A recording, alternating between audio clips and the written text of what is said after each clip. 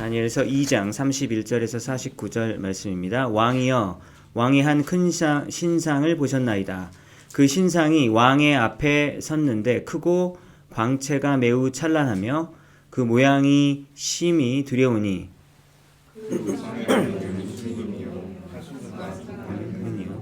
배와 넓적다리는 노시요.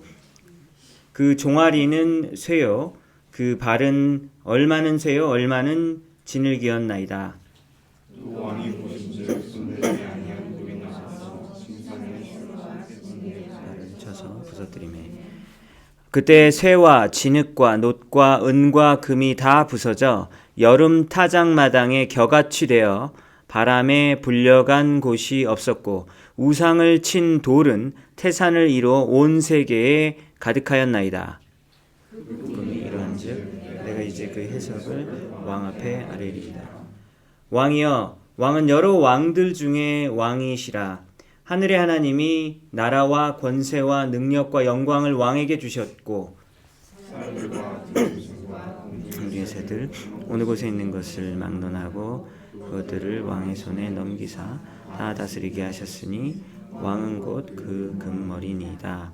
왕을 뒤이어 왕보다 못한 다른 나라가 일어날 것이요 셋째로 또 놋 같은 나라가 일어나서 온 세계를 다스릴 것이며 나라는 여기가 쇠 같으리니 쇠는 모든 물건을 부서뜨리고 이기는 것이라. 쇠가 모든 것을 부수는 것 같이 그 나라가 문나라를 부서뜨리고 찌을 것이며 왕께서 그 발과 발가락이 얼마는 토기장이의 진흙이요 얼마는 쇠인 것을 보셨은즉 그 나라가 나누일 것이며 왕께서 쇠와 진흙이 섞인 것을 보셨은즉 그 나라가 쇠 같은 든든함이 있을 것이나 발가락이 얼마는 쇠요 얼마는 진흙인즉 그 나라가 얼마는 든든하고 얼마는 부서질 만한 것이며 왕께서 쇠와 진흙이 섞인 것을 보셨은즉 그들이 다른 민족과 서로 섞일 것이나 그들이 피차에 합하지 아니함이 쇠와 진흙이 합하지 않음과 같으리이다. 시대에 하나님이 한 나라를 세우리니 이것은 영원히 망하지도 아니할 것이요 그 국권이 다른 백성에게로 돌아가지도 아니할 것이요 우리여 이 모든 나라를 쳐서 멸망시키고 영원히 설 것이라.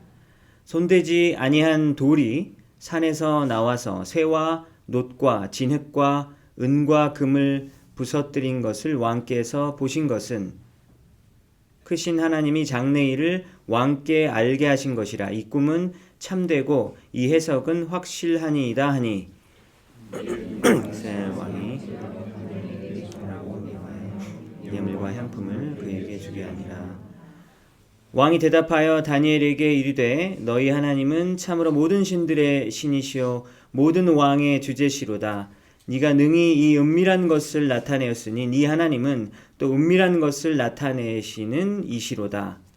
왕이 다니엘을 높여 귀한 선물을 많이 주며 그를 세워 바벨론 온 지방을 다스리게 하며 또 바벨론 모든 지혜자의 어른을 삼았으며 왕이 또 다니엘의 요구대로 사드락과 메삭과 아벳느고를 세워 바벨론 지방의 일을 다스리게 하였고 다니엘은 왕궁에 있었더라. 아멘. 네, 여러분 반갑습니다. 오늘 이렇게 저녁에 오신 일이 이게 보통 일이 아닌데요. 우리 앞뒤 그리고 좌우에 계신 분들과 함께 활짝 미소 지으시면서 주님의 이름으로 환영합니다 라고 인사하겠습니다.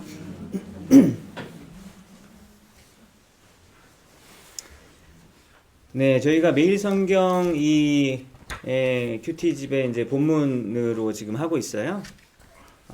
그런데 이제 지난주까지 사무엘하를 하다가 오늘부터는 갑자기 구약 성경의 이제 뒷부분에 선지자 중에 한 명인 다니엘 선지자에 대해서 오늘부터 말씀을 보게 됩니다. 그래서 다니엘은 누구인가? 라는 생각도 들고요. 또 오늘 본문을 읽어보니까 도대체 이게 무슨 내용인가 싶은 생각이 드실 거예요. 약간 그 환타지 같은 그런 얘기가 나오는 거잖아요. 그렇죠? 그래서 이게 좀 쉽지가 않은데 일단 배경부터 조금 설명을 드리도록 하겠습니다. 이스라엘이라는 나라가 이제 솔로몬 왕의 죄 때문에 한 나라가 두 나라로 쪼개지게 되었죠. 그래서 북쪽은 이스라엘이라고 부르고 북쪽 이스라엘, 그리고 남쪽은 남쪽 유다라고 불러요. 그래서 이렇게 두 나라가 분리가 되어 있었습니다. 근데 북쪽 이스라엘은 계속해서 죄를 왕들이 계속 너무 많이 짓는 거예요. 그래서 아시리아라는 제국에 의해서 멸망을 당하게 되었습니다. 아시리아 제국이 어디인가라는 것을 여기 지도를 보시면 보실 텐데요. 여기가 다 이제 아시리아인데 이쪽에서 이 초록색 부분은 전기 아시리아가 처음 초기 때이고, 이 회색 부분을 보시면 훨씬 더 넓어졌잖아요. 이 넓어진 땅은 아시리아 제국이 얼마나 확장되어졌는지를 보여줍니다. 그래서 여기가 이집트고요. 이집트가 이렇게 삼각형, 역삼각형 모양으로 있고, 여기에 유다가 있고, 북쪽 이스라엘은 이미 아시리아 제국에 의해서 이제 멸망을 하게 되고, 남쪽 유다가 이렇게 있는 겁니다.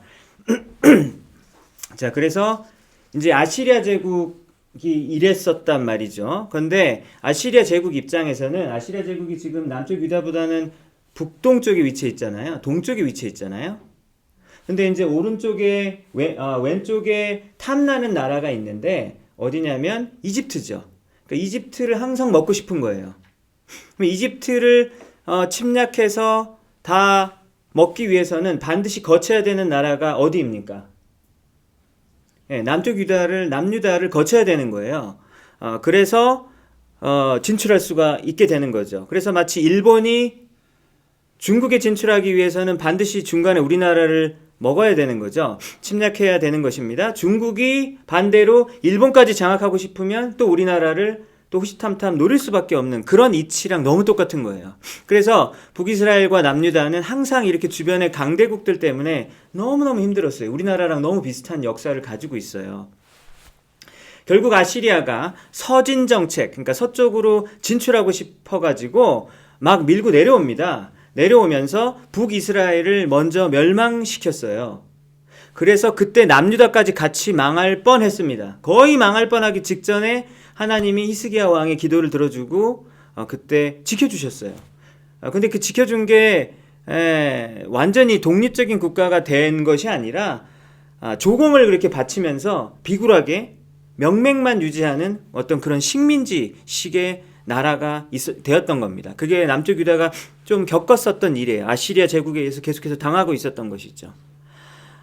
그래서 아시리아가 좀 이따가 또 망하게 됩니다. 망하게 되면은 그 다음 나라가 어떤 제국이냐면 바벨론 제국이에요. 그럼 바벨론 제국이 되었으니까 아시리아로부터 해방되니까 좋잖아요. 좋은 게 아니에요. 좀 이따가 또 바벨론이 또 먹습니다. 바벨론 제국이 남쪽 유다를 또 침략해버리고, 그 다음에 바벨론이 망하고 나면은 페르시아 제국이 들어서게 되거든요. 근데 페르시아 제국이 됐으니까 너무 좋다라고 생각이 되겠지만 또 페르시아 제국도 식민지로 이렇게 또 다스리게 되고, 그 다음에 그리스 제국, 그리고 로마 제국, 계속해서 수백여 년간 식민지로 그냥 사는 거예요. 그러니까 이스라엘 사람들이 입장에서는 너무너무 싫은 거죠. 생각해 보세요. 우리도 그 일본 35년 동안 35년이었잖아요. 그 기간 동안에 뭐 지하 자원 뺏기고, 그 다음에 노동력 뺏기고, 그냥 강제로 끌려가고, 뭐 위안부로 잡혀가고, 일본말 강제로 배워야 되고, 일본식 이름을 강제로 받고, 그러는 세월이 막 치가 떨리잖아요. 근데 그 시간이 35년이었어요. 근데 이스라엘은 수백 년입니다. 제국만 계속 바뀌었을 뿐이지 계속해서 이런 일이 아시리아 제국 때부터 일어나게 되었었던 것이죠.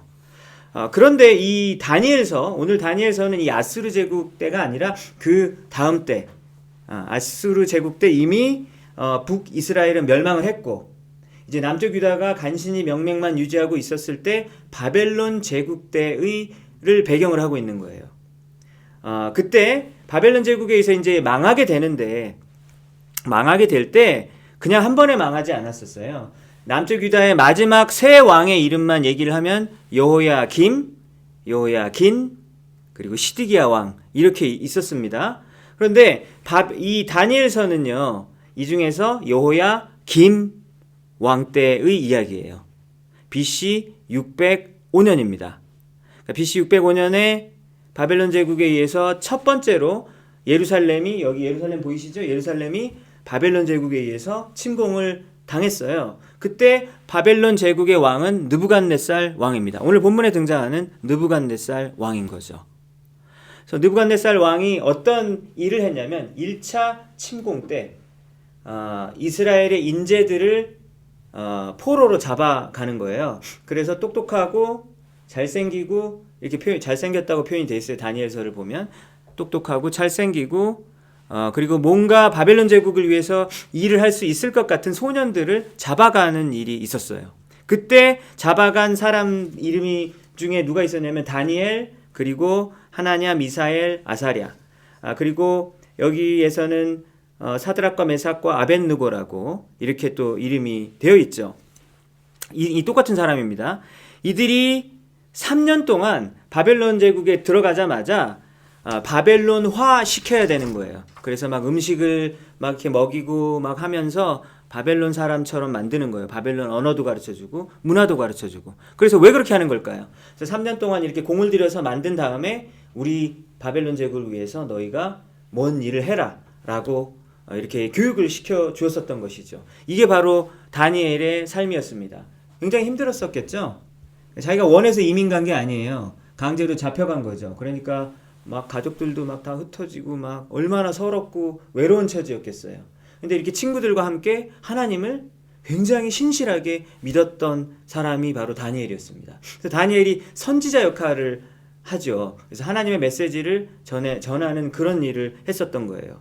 그래서 이 느부갓네살 왕 이제 근처에서 이렇게 3년 동안 교육받고 훈련받으면서 트레이닝 받으면서 있었던 거예요. 근데 어느 날 느부갓네살 왕이 이상한 꿈을 꿨습니다. 근데 그 꿈 때문에 마음이 너무너무 힘들었었다라고 다니엘서 1장에 보면 나와 있어요. 막 고통스러운 거예요. 그래서 그 꿈을 해석해내라고 온 나라에 점치는 사람들, 무당들, 뭐 지혜자들을 다 불러가지고 막 별자리 보는 사람들 다 불러가지고 자기 앞으로 불러 세웁니다. 그래가지고 이거 해석해내라고 하는 거예요. 창세기 때 누가 하는 짓이랑 똑같죠? 이집트의 바로 왕이 하는 일이랑 너무 똑같지 않습니까? 그래서 꿈꾸고 나가지고 옆에 사람을 얼마나 괴롭히는지, 자기가 꿈꿔놓고 옆에 사람을 이렇게 괴롭히는 일들이 굉장히 권력이 강했던 그 당시 왕들이 이런 일을 저질렀는데 왜 그랬냐? 그냥 꿈 아닌가? 했는데 꿈을 통해서 신의 메시지가 전해진다라는 믿음이 있었던 거예요. 그러니까 너무 알고 싶은 거죠. 그리고 이 꿈이 보통 꿈이 아니었다라는 생각이 계속해서 그 마음속을 장악하면서 딴 일들을 못하는 거예요. 그래서 이 모든 사람들을 다 불러다 놓고 이야기합니다. 뭐라고 얘기하냐면 무슨 꿈을 꿨는지 나한테 말을 하고 그리고 나서 그 꿈도 해석해라 라고 이야기를 하는 거예요. 그러니까 이제 무당과 점술가들 입장에서는 어떻게 생각이 됩니까? 황당한 거죠. 아니 그렇게 하지 마시고 꿈을 이야기를 해주세요. 그러면 저희가 해석하겠습니다. 그렇게 얘기를 해요. 그러니까 느부갓네살 왕이 뭐라고 그러냐면 술수 쓰지 마. 어디서 시간을 벌려고 니네들이 지금 사기치는 거다. 이렇게 막 몰아세웁니다. 그러니까 만약에 어떤 사람이 무당에 점을 치러 갔어요. 근데 무당한테 뭐라 그러냐면 내가 여기 왜 왔게요? 이렇게 하는 거예요. 내가 여기 왜 왔는지 맞추라는 거예요. 무당 보고. 그러니까 무당이 그러지 말고 왜 왔는지 얘기를 하라고. 그러면 내가 뭐 내년에 운세를 가르쳐 주든지 뭐 직장, 결혼 뭐 이런 운세 있잖아요. 뭐 이런 거 다 봐주겠다 하는데 아니 그렇게 하지 말고 내가 여기 왜 왔는지 먼저 맞춰봐. 이러는 거예요. 그러니까 그거랑 똑같은 지금 식인 거죠. 느부갓네살 왕이 내 꿈이 뭔지를 먼저 맞춰. 그리고 나서 해석까지 그 다음에 해라. 안 그러고 그냥 내가 먼저 말해주면 니네가 그냥 이야기 지어낼 거 아니야. 막 이러는 거예요. 이야기 또 지어내려고 막 하지 마. 라고 이렇게 이야기를 하는 겁니다. 그래서 모든 점술가들이 막 벌벌 떨었어요. 그러면서 뭐라 그러냐면 인간은 그런 일을 할 수가 없습니다. 오직 신만 그런 일을 할 수 있다면서 막 이렇게 빌었어요. 근데 이 말에 뭔가 모순이 있죠. 그 전에도 이런 일을 했었을 거 아니에요. 그럼 그때도 신만 알고 자기네들은 모르는데 그럼 그때 했던 말은 뭐죠? 거짓말? 지어낸 이야기? 뭐 이렇게 생각이 들어질 수 있잖아요. 근데 이번에는 그것까지 맞추라 그러니까 아, 그거는 신의 영역이라고 이렇게 이야기를 하는 거죠. 그래서 왕이 막 진노했어요. 느부갓네살 왕이 너무 화가 나가지고 싹 다 죽여버리려고 합니다. 지금 그런 순간이에요. 근데 그 중에서 다니엘과 3명의 친구들도 죽임의 대상에 들어가게 됩니다. 왜냐면 다니엘과 이 3명 친구들도 이 특기가 뭐였냐면 뭐 꿈 해석이라든지 뭐 이런 쪽이었었어요. 그런 일로 이제 이렇게 배치를 받은 사람들이기 때문에 여기서 같이 죽게 생긴 겁니다. 그래서 느부갓네살 왕의 신하 아리옥이라는 사람이 왕의 명령을 집행하기 위해서 다니엘과 세 친구를 찾아왔어요. 그래서 야, 이제 니네는 다 죽었어. 그러니까 다니엘이 아리옥에게 아니 왜 이렇게 서두르냐고 조금만 시간을 주십시오. 그러면 제가 하나님께, 여기서 하나님은 바벨론의 하나님이 아니죠. 그 모세 오경을 쓰시고 그리고 자기네들 하나님이죠. 아브라함의 후손인 그 하나님, 여호와 하나님, 그 하나님께 기도를 해가지고 내가 꿈이 뭔지도 말해주고 해석도 해주겠다 이렇게 얘기합니다. 그래서 다니엘과 세 친구가 함께 모여서 손잡고 막 기도를 하는 거예요. 열심히 기도합니다. 그러니까 혼자 기도하지 않고 함께 기도한다. 너무 좋은 일이죠. 그래서 우리도 오늘 저녁에 그거 하잖아요. 함께 기도하는 거. 그러니까 중간에 가시면 안 돼요. 7시에서 8시까지는 가시면 안 됩니다, 여러분. 우리가 보통 한 7시 40분쯤에 끝나거든요. 제가 말씀이 한 20분이면 너무 기신가요? 근데 20분 정도 우리가 기도하는 훈련을 해서 나중에는 한 200분, 2000분 기도하는 게 제 목표예요. 그래서 우리가 20분까지는 좀 하자. 그래서 1시간은 좀 채우고 우리가 갔으면 좋겠다. 뭐 이런 생각입니다. 왜? 다니엘과 세 친구도 같이 기도했잖아요. 같이 기도하면서 뭐라고 기도하면 하나님, 저희를 불쌍히 여겨주십시오. 저희가 죽지 않도록 좀 도와주세요라고 막 간절히 함께 기도했어요. 그때 하나님께서 이렇게 환상 가운데 나타나셔서 다니엘의 기도에 응답하셨습니다. 그래서 그 꿈이 무엇인지도 보여주시고 해석이 무엇인지도 보여주셨어요. 그래서 오늘 읽은 성경 2장 31절에서 35절까지는 꿈의 내용이고요. 그 36절 그 뒷부분부터 그 45절까지는 꿈의 내용에 대한 해석 부분입니다. 자, 그래서 오늘 막 큰 신상이 왕 앞에 서 있었죠? 이렇게 얘기하는 거예요. 지금 뭐예요? 그러니까 꿈 꾸셨죠? 왕 앞에서 큰 거대한 신상, 조각상이 있었죠? 라고 이렇게 얘기를 하기 시작하는 겁니다. 그래서 그것을 이렇게 컴퓨터 그래픽으로 이렇게 그대로 좀 재현한 그림들이 많이 인터넷에서 보면 많아요. 그래서 많아서 제가 그 중에 한 가지를 이렇게 좀 가지고 왔는데 이해에 도움이 되고자. 그래서 큰 신상이 왕 앞에 섰는데 크고 광채가 찬란했는데 그 모양이 심히 두려웠다. 라고 합니다. 그래서 머리는 순금으로 되어 있어요. 이렇게 금색이잖아요. 그죠? 머리가 순금으로 되어 있고 그리고 가슴과 두 팔은 은으로 되어 있습니다. 은으로 되어 있었지. 그죠? 그리고 배와 허벅지는 노시죠, 노. 그 브론즈. 그 노수로 되어 있었죠? 자, 그다음에 종아리는 보시면 이제 쇠입니다. 쇠. 철. 종아리는 쇠로 돼 있었고, 그 다음에 발 보세요. 발 보시면은 약간 이렇게 색깔이 섞여 있어요. 그래서 쇠와 진흙이 발에 이렇게 섞여 있지 않았습니까? 그러니까 느부갓네살이 깜짝 놀라죠. 왜냐면 이 세상에서 그 꿈을 알고 있는 사람은 자기밖에 없었잖아요. 근데 그걸 다 맞춰버린 거죠.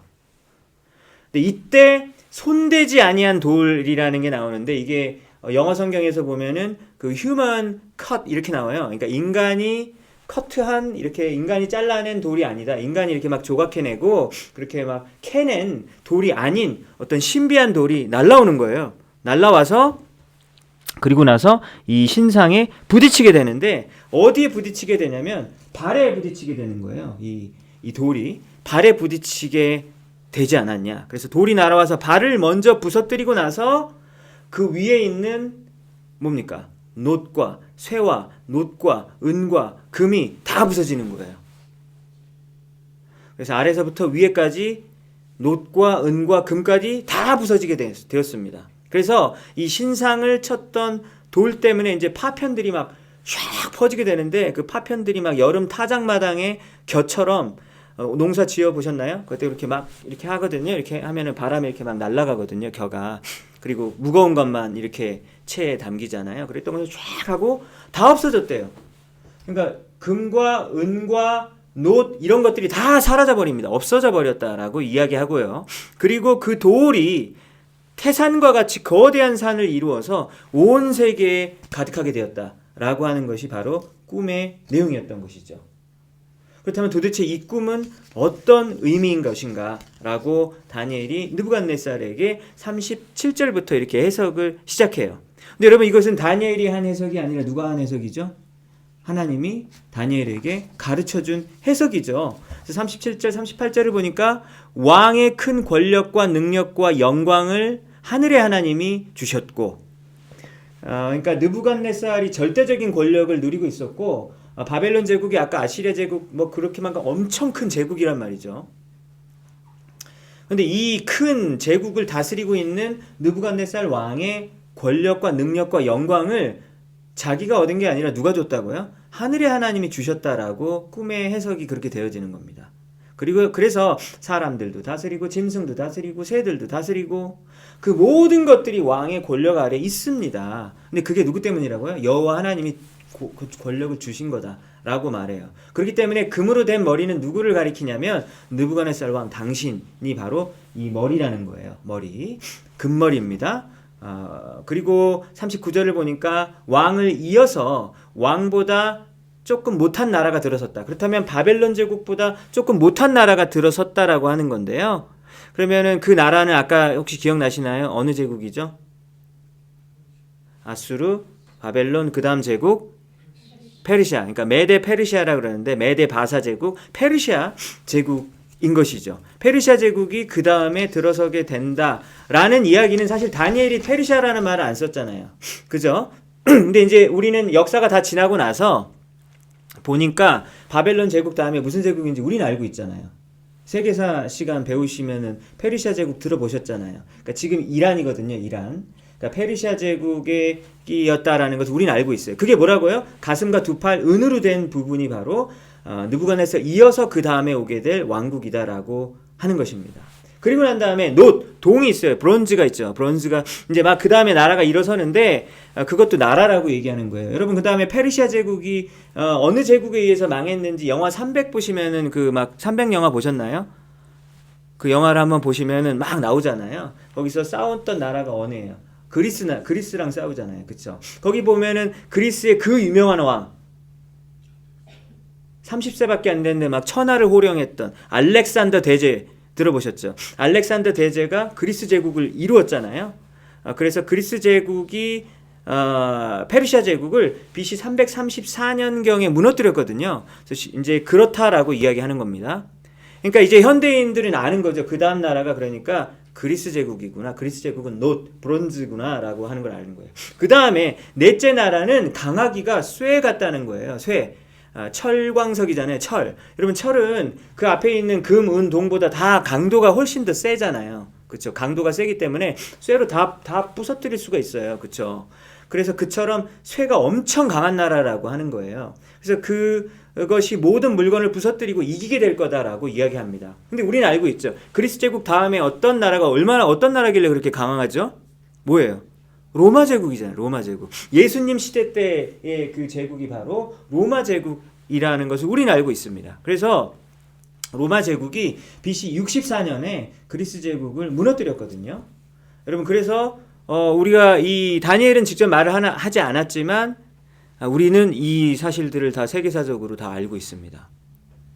여러분, 엄청나지 않나요? 오늘 이 이야기가 엄청나죠. 그래서 이거를 보고 성경을 안 믿는 사람들은 이게 말이 되는 얘기야? 다니엘이 어떻게 전 세계 역사의 미래에 될 일을, 왜냐면 지금 다니엘은 BC 605년에 끌려갔다 그랬잖아요. 그런데 지금 로마 제국 시대면 예수님 시대 때 그 AD 그 시대까지 지금 꿰뚫고 있다라는, 그러니까 알려주셨다는 거잖아요.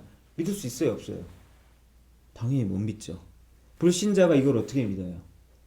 근데 우리 신자들은 믿나요? 믿어요? 그러니까 하나님이 미래를 다 아시는 분이라고? 당연히 하나님은 미래도 아시고 과거도 아시고 현재도 아시고 모르는 게 없으신 분이시죠. 그러면 시간을 본인이 만드셨고 시간을 뭐 어떻게 다 하실 수 있는 분이시니까 모르실 리가 없잖아요.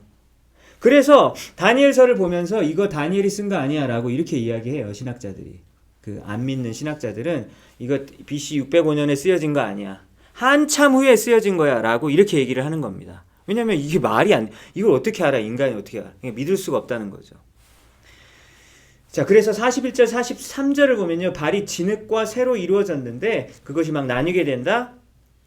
그리고 그 나라의 일부는 든든하고 일부는 부서질 만한 것이고, 그리고 다른 민족과는 섞이지만 새와 진흙이 합쳐지지 않는 것처럼 합쳐지지 않을 것이다. 이 부분에 대해서 로마 역사를 이제 보면서요, 이제 해석이 조금씩 막 달라져요. 신학자별로. 아마 이거를 두고 가리키는 것이다, 저걸 가리키는 것이다, 이렇게 조금씩은 달라집니다. 근데 그 정확한 것은 하나님만이 아실 것 같아요. 근데 새와 진흙이 합쳐진 것은 아마도 최강의 그 로마 제국이 점점점 쇠퇴해졌었던 것을 의미하는 것이다.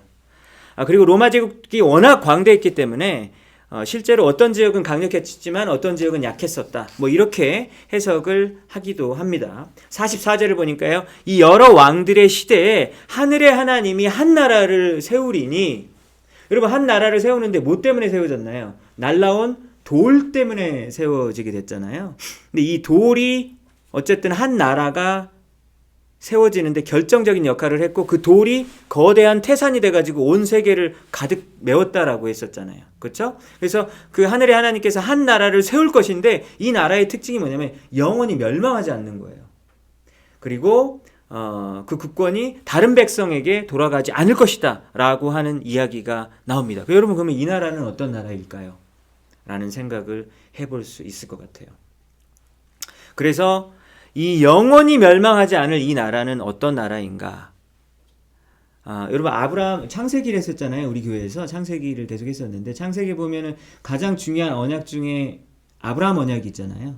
여러분, 아브라함 언약에 어떤 말이 있냐면, 이 가나안 땅을 영원히 너희들에게 이 땅을 주겠다, 뭐 이런 말이 있죠. 그리고 나중에 한참 후에 다윗 왕 때 다윗과 하나님께서 나단 선지자를 통해서 언약을 맺으셨는데, 그걸 다윗 언약이라고 그러는데요. 다윗에게 무슨 말을 하냐면, 너의 후손을 통해서 영원히 멸망하지 않을 나라를 주시겠다고 하는 거예요. 다윗은 유다 지파잖아요. 그렇죠? 근데 유다 지파의 후손으로 오실 누구를 통해서 영원히 멸망하지 않을 나라가 세워지겠다고 이미 다윗 시대 때 BC 1000년경에 이미 1000년 전에 말씀을 하신 거예요. 누굴까요? 그분은 누굴까요? 다윗의 후손이신 누가 영원한 나라를 세웠나요, 여러분? 하나님 나라. 하나님 나라는 지금 눈에 보이지 않잖아요. 그죠? 눈에 보이지 않는데, 그래서 이 하나님 나라가 도대체 무엇인가에 대해서도 참 많은 이야기를 할 수 있죠. 근데 이 하나님 나라의 시작이 인간들이 깎아내지 않는 돌이 이 모든 제국들을 부서뜨리면서 생겨났다라고 하는 겁니다. 이 돌이 도대체 무엇입니까? 여러분, 고린도전서 10장에 보면요, 사도 바울이 광야에서 헤매고 다녔던 이스라엘 민족이 먹을 걸 먹었잖아요. 뭘 먹었습니까? 이스라엘 민족들이 광야에서 만나와 메추라기를 먹었잖아요. 근데 그건 누가 주셨죠? 하나님이 주셨죠. 거기서 뭐 농사를 져요. 어떻게 해요? 40년 동안 뭐 먹고 살아요, 광야에서. 그리고 막 계속 이렇게 막 돌아다니고 막 이래야 될 수 있는데, 거기서 뭘 먹고 사냐라는 거죠. 하나님이 먹여주셨으니까 사는 것이 가능했었죠. 그게 바로 만나와 메추라기. 하나님이 먹여주신 양식. 근데 물은 어디서 나왔다는 얘기를 들으셨나요, 여러분? 어디에서 솟아났죠, 물이? 광야에서? 반석에서, 바위에서 솟아났잖아요. 모세가 이렇게 막 지팡이로 하면은 반석에서 물이 막 솟아나면서 먹었단 말이죠. 여러분, 그래서 고린도전서 10장에 보면 사도 바울이 그 반석이 바로 예수 그리스도라고 이야기해요. 그러니까 사도 바울이 출애굽기를 지금 해석하는 거죠. 신약 시대의 관점으로. 그래서 그 반석이 뭐였냐? 광야에 예수님이 있었단 말이야. 그건 한참 구약 얘기잖아요. 광야에 예수님이 있었단 말이야. 근데 그 바로 바위가 예수님이다라고 이야기를 하시는 것이죠. 여러분, 그러므로 이 깎이지 않는 돌은 무엇이라고 볼 수 있겠습니까? 누구라고 볼 수 있겠습니까? 예수 그리스도라고 할 수 있는 것이죠. 예수 그리스도께서 세우시는 영원한 나라에 대해서 지금 다니엘이 예언을 받게 된 것입니다. 그래서 예수님이 2000년 전에 오셨을 때에는, 그때는 또 모든 나라가 무너지지 않았잖아요. 왜냐면 지금 여기 보니까 예수님 오셔가지고 다 막 부서뜨리잖아요. 근데 지금 뭐 모든 나라들이 막 부서지지 않았잖아요. 지금도 뭐 열강의 제국들이 다 있잖아요. 그렇다면 이때는 언제인가라고 생각해 보았을 때 언제일까요? 예수님이 다시 오셨을 때, 예수님의 재림 때에 바로 영원한 하나님의 나라가 완벽하게 통치하시는 바로 그 나라가 이루어진다라는 것을 우리는 믿고 지금 오늘 하루도 살아가지 않습니까? 여러분, 그게 바로 오늘 말씀인 거예요.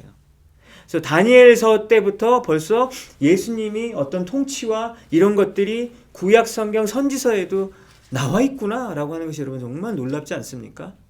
여러분, 그래서 오늘 이 이야기가 주는 메시지는 막 정말 스케일이 너무 큰 거예요. 전 세계사적인 것들을 다루고 있잖아요. 바벨론 제국, 아수르 제국, 바벨론 제국, 메데 페르시아 제국, 그리스 제국, 로마 제국이 이어질 것을 다니엘 선지자에게 하나님께서 보여주셨다라고 하는 것이죠. 여러분, 이 모든 것들이 지금 실제로 로마 제국까지 이루어졌나요? 안 이루어졌나요? 세계사를 안 좋아하시니까 좀 잘 모르실 수도 있는데 세계사에 다 이루어졌잖아요. 분명히 다 이미 이루어졌잖아요. 여러분, 그렇다면 앞으로 다가오게 될 영원한 하나님 나라는 이루어질까요? 안 이루어질까요? 이루어지잖아요. 반드시 이루어질 거죠. 왜냐하면 증거가 전 세계사적으로 너무나도 강력하게 있는 거예요. 그렇기 때문에 영원히 다가올 하나님 나라가 올 수밖에 없다라고 하는 사실을 여러분 믿으셔야 된다라고 하는 것이죠. 여러분 믿으십니까? 믿으시는 여러분 되기 바랍니다. 네. 그런데 지금 내가 사는 요즘 현실을 보면 하나님이 통치 하는 것 같이 느껴질 때도 있지만 통치하지 않는 것처럼 느껴지고 세상 돌아가는 거 보면 그렇지 않을 때가 너무 많잖아요. 그리고 하나님을 믿는다고 하는 그리스도인들은 오히려 핍박을 당하고 안 믿는 사람은 더 잘 되고 이런 일들을 매일매일 우리는 보게 됩니다. 그래서 예수님이 오셨을 당시에 이스라엘 민족들이 예수님이 메시아같이 오병이어 기적 일으키고 환자들 다 일으키니까 기대할 수밖에 없는 거죠. 여러분 생각해 보세요. 지금 수백 년간 지금 식민지로 계속해서 세금 이렇게 수탈당하고 하니까 얼마나 지긋지긋해요. 정말 지긋지긋해 죽겠는데 우리가 아브라함의 후손이고 맨날 이렇게 하지만 현실에는 완전히 그렇지 않잖아요. 그러니까 이스라엘 민족들이 예수님이 제발 좀 로마 제국으로부터 벗어나게 해줄 수 있는 그 메시아가 되기를 너무너무 원했던 거죠. 왜 그랬는지 여러분 이해가 되시지 않습니까? 근데 우리의 삶도 비슷한 것 같아요. 너무 지금 돌아가는 거 보면은 이거 하나님 통치하는 게 맞아 틀려라는 의문이 들 만큼 이런 현실 돌아가는 거 보면 그렇다라고 하는 거죠. 로마서 8장 18절 말씀을 보니까 이런 말씀이 있습니다. 생각건대 현재의 고난은 장차 우리에게 나타날 영광과 좋게 비교할 수 없도다 라는 말씀이 있지 않습니까? 여러분 이 말씀을 기억하면서 여러분들이 요즘에 예수님을 믿고 따르기 위해서 당하고 있는 고난이 있으십니까? 그 일 때문에 많이 고통스러우실 수 있으실 거예요. 근데 고통스럽겠지만 미래에 우리가 맞이하게 될 그 하나님께서 주실 영광은 지금 현재의 고난과는 비교도 할 수 없을 정도로 크다라고 하는 사실을 하나님이 기억하라고 하셨고 그것을 너희의 소망으로 삼으라라고 말씀하셨어요. 사도 바울이 선교여행하고 두들겨 맞고 그랬잖아요. 그러면서 잠도 못 자고 배도 고프고 사람들이 멸시천대를 하고 그랬단 말이죠. 그래서 본인을 뭐라고 표현하냐면 우리는 세상의 찌꺼기같이 되었다. 스컴. 우리는 세상의 찌꺼기같이 됐어. 갖다 버리는 쓰레기 있잖아요. 우린 쓰레기같이 됐어. 이렇게 얘기를 해요. 세상에서 당하는 대우가 그랬다라고 하는 것이죠. 여러분 예수 믿는 사람은 그럴 수 있다라고 하는 것이죠. 그래서 지금 좀 당장 주시지라고 하는 마음이 있지만 속상해요. 그렇지만 하나님께서는 우리에게 뭐 하라고 하시냐면 끝까지 인내하라고 말씀하시죠. 여러분 그래서 어떤 사람이 신앙적으로 성숙한가 성숙하지 않은가를 알 수 있는 지표가 여러 가지 많은 것들이 있지만 여러분 그 중에서 인내라고 하는 지표가 결정적인 지표가 되어주는 겁니다. 여러분 오래 참는 것이죠. 오래 참는 것이죠. 우리가 죽는 날까지 그리고 하나님 나라 도래할 때까지 오래 참는 것입니다. 여러분 그래서 눈물이 없고 슬픔이 없고 그리고 죽음이 없는 그 영원한 예수 그리스도가 세우시는 바로 그 나라를 소망하시면서 살아가시는 여러분들 되시기 바랍니다. 마지막으로 오늘 말씀을 통해서 이 느부갓네살이라는 사람을 한번 봤으면 좋겠어요. 여러분 느부갓네살은 다 가졌잖아요. 모든 권력과 부와 세상적으로 못 가진 게 없어요. 다 가졌어요. 그런데 꿈 한 번 이렇게 사실 꿈이 여러 번인데 같은 꿈을 여러 번 꿨을 거라고 신학자들이 해석을 하는데요. 이 꿈을 꾸고 나서 마음이 힘들어져가지고 부와 권력을 누리면 뭐합니까? 매일매일 두려움 속에 살고 있는 거예요. 도대체 이게 뭐지? 사로잡혀가지고 거기에 집착을 보이면서 꿈 내용이 뭔지 집착하면서 완전히 평정을 잃어버린 거예요. 그래서 세상 다 가지면 뭐합니까? 사는 게 매일매일 불행한데?